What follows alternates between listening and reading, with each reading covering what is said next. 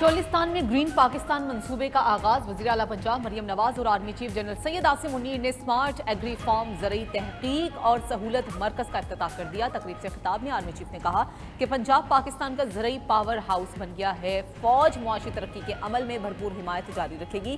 Green corporate मंसूबे के तहत मुख्तसर वक्त में मिलने वाली कामयाबियाँ हौसला अफजा और तरक्की की नवीद हैं। सिपा सलार ने ग्रीन कॉरपोरेट मंसूबे के तहत काविशों और कामयाबियों को सराहा। वज़ीर आला पंजाब मरियम नवाज बोली कि पंजाब में जदीद ज़रई इनकलाब की बुनियाद रख दी गई, जो किसानों की तरक्की के नए सफ़र का आगाज़ है। ज़राअत की तरक्की पाकिस्तान की खुशहाली की ज़मानत है। Green agri mall and services company किसानों को मयारी बीज, खाद, कीड़े मार अद्वियात फराहम करेगी। किसानों को ड्रोन समेत ज़रई मशीनरी रियायती किराए पर दस्तयाब होगी। जदीद ज़रई फार्म पर पानी के कम इस्तेमाल और लागत से ज़ायद पैदावार हासिल होगी। मरियम नवाज ने शोहदा के बच्चों और गाजियों को ज़मीन के अलाटमेंट के खतूत भी दिए।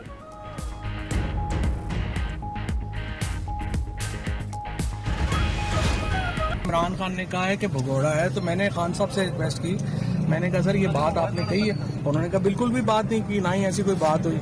वो मैंने उन्हें कहा कि जब आप इमरान खान का नाम तो इसके लिए यूज ना करें। बहरहाल अब खान साहब ने कहा सुलह करा दिया तो हो गई। अब वो वहां से गुजरा है, वापस आए, आकर के मेरे ऊपर अटैक कर दिया।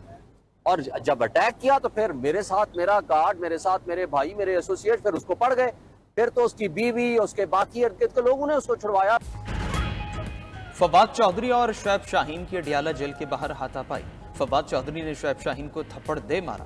शुएब शाहीन जमीन पर गिर गए, बाजू पर चोट भी आई। दोनों के दरमियान तलखलामी और गालम गलोच भी हुई। मौके पर मौजूद जेल के अमले ने बीच बचाव कराया। शुएब शाहीन ने बानी पीचाई को फवाद चौधरी की शिकायत लगा दी, अपना जख्मी हाथ भी दिखाया। बानी पीचाई ने शुएब शाहीन की शिकायत सुनी, अनसुनी कर दी। थप्पड़ मारने के बाद फवाद चौधरी का शुएब शाहीन से सुलह होने का दावा। कहा बानी पीचाई के कहने पर शुएब शाहीन से सुलह हो गई है। शुएब शाहीन का इनकार, बोले फवाद चौधरी टाउट और भगौड़ा है, उनसे सुलह हुई ना कभी करूंगा।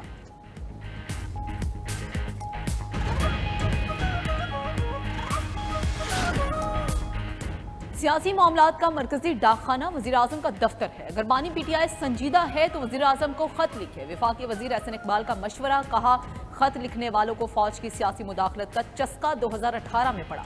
धांधली के जरिए इख्तदार मिला। वो चाहते हैं एक बार फिर बैसाखी मिल जाए और दोबारा इख्तदार तक पहुंच जाए।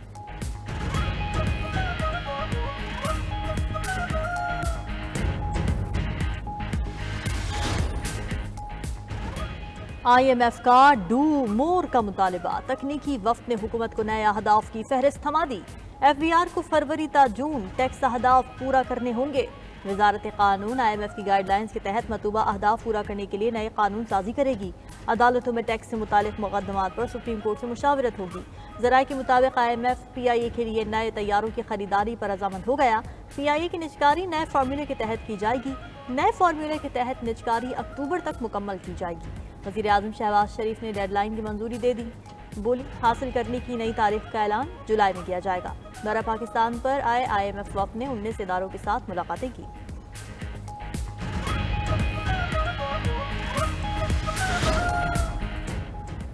वज़ीर आला सिंध का मुफ्त सोलर होम सिस्टम की तादाद में 5 लाख इजाफे का ऐलान। सखर में सोलर होम सिस्टम की तकरीब से खिताब में कहा बेनज़ीर इनकम सपोर्ट मनसूबे के तहत 20 लाख सैलाब मुतासरीन को सोलर सिस्टम दे रहे हैं। गरीबों पर महंगी बिजली का बोझ खत्म करना चेयरमैन बिलावल भुट्टो का मिशन है।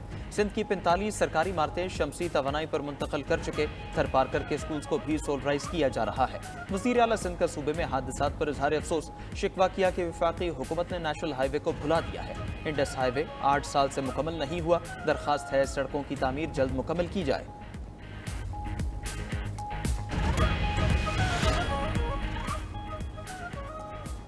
सिंध में सरकारी मुलाजमतों में उम्र की हद 5 साल बढ़ गई। सूबाई काबीना ने पहले सरकारी मुलाजमत के लिए हद 28 साल से बढ़ाकर 33 साल कर दी। सीनियर वजीर सिंध शर्जील इनाम मेमन ने बताया कि फैसले का इतलाक सिंध पुलिस और पब्लिक सर्विस कमीशन की नौकरियों पर नहीं होगा। सूबाई वजीर का बगैर फिटनेस गाड़ियों के खिलाफ क्रैकडाउन का ऐलान। कहा कि गैर रजिस्टर्ड गाड़ी शहर में नजर आई तो गिरफ्तारी होगी। गाड़ियों का फिटनेस सर्टिफिकेट के साथ ड्राइविंग लाइसेंस भी लाजमी है। अब गैर रजिस्टर्ड गाड़ी शोरूम से ही नहीं निकलेगी।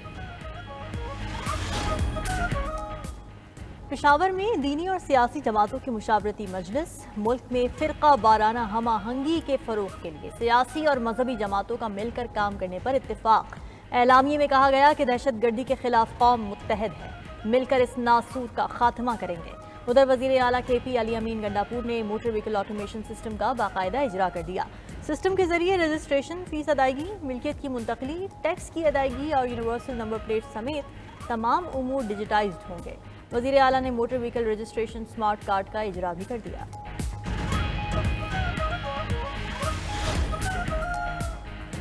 موٹر سائیکل کے بعد چنگچی اور لوڈر رکشے والوں کے لیے بھی ہیلمٹ لازمی قرار۔ سی ٹی او لاہور نے بغیر ہیلمٹ لوڈر رکشہ اور چنگچی چلانے والوں کے خلاف کارروائی کا کہہ دیا۔ کمرشل وہیکلز بغیر فٹنس سرٹیفکیٹ لاہور میں سفر بھی نہیں کر سکیں گے۔ شہر کے انٹری اور ایگزٹ پوائنٹس پر نائٹ شفٹ سٹاف بھی تعینات۔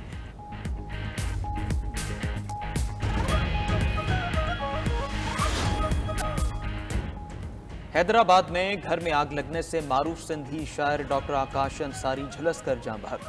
باپ کو بچاتے ہوئے بیٹا بھی جھلس کر زخمی۔ ریسکیو حکام کے مطابق آگ شارٹ سرکٹ سے لگی۔ واقعے کی تحقیقات کے لیے پولیس کی 5 رکنی ٹیم تشکیل۔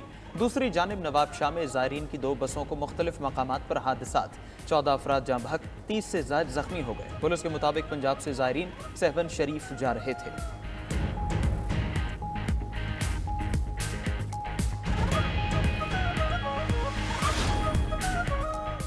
گورنر پنجاب سردار سلیم حیدر خان کا ڈچ اور جرمن ہاکی کلب کی ٹیمز کے اعزاز میں استقبالیہ۔ کہا کہ چیمپئنز ٹرافی اور غیر ملکی کھلاڑیوں کی پاکستان آمد خوش آئند ہے۔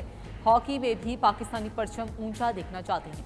کھیلوں کو فروغ دے کر نوجوان نسل کو انتشار کی سیاست سے بچانا ہے۔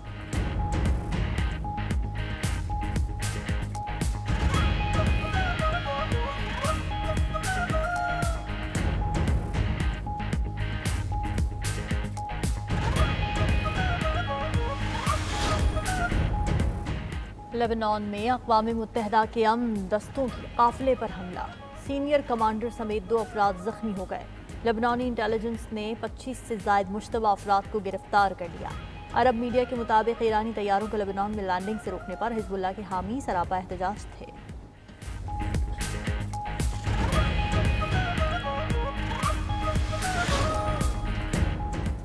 امریکی انتظامیہ کی جانب سے غیر قانونی تارکین وطن کی ملک بدری جاری، مزید 277 بھارتی ڈیپورٹ۔ بھارتی میڈیا کے مطابق 120 غیر قانونی بھارتیوں کو لے کر دوسری پرواز آج رات بھارت پہنچے گی۔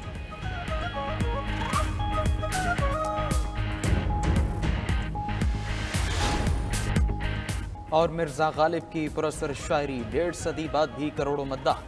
شہنشاہ سخن مرزا اسد اللہ خان غالب کا آج 156واں یوم وفات۔ اردو ادب کے لیے مرزا غالب کی لافانی خدمات جدید اردو کے بانی کہلائے۔